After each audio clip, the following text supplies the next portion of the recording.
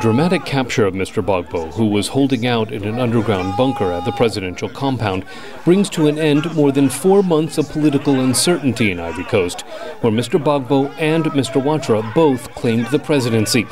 Mr. Ouattara has ordered his justice minister to prepare charges against Mr. Gbagbo and his wife Simone, who ran the country for 10 years and tried to hold on to power even when the African Union and the international community recognized Mr. Ouattara as the duly elected leader.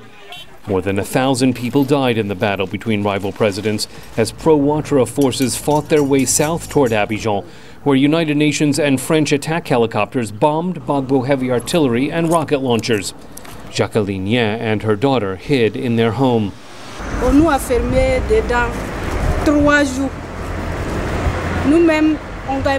We were shut inside for 3 days.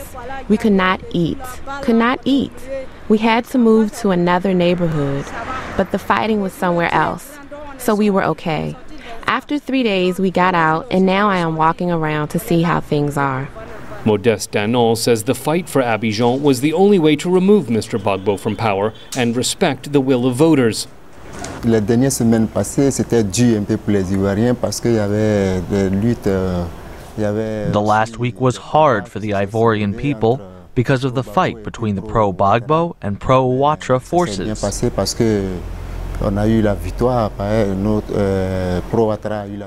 But the victory by President Ouattara is a good thing because he is recognized by the international community and was elected by the Ivorian people.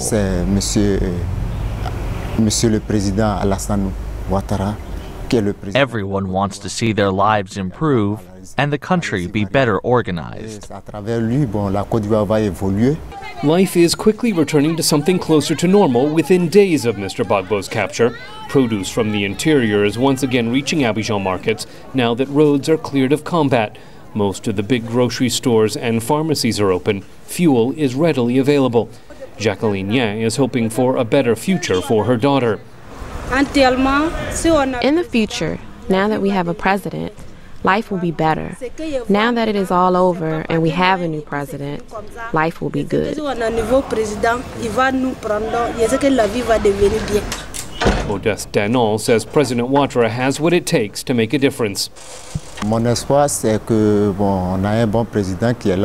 My hope is that we will have a good president here. He is an economist who should be able to make Ivory Coast better because everyone wants enough work and enough to eat to end the suffering of our country. President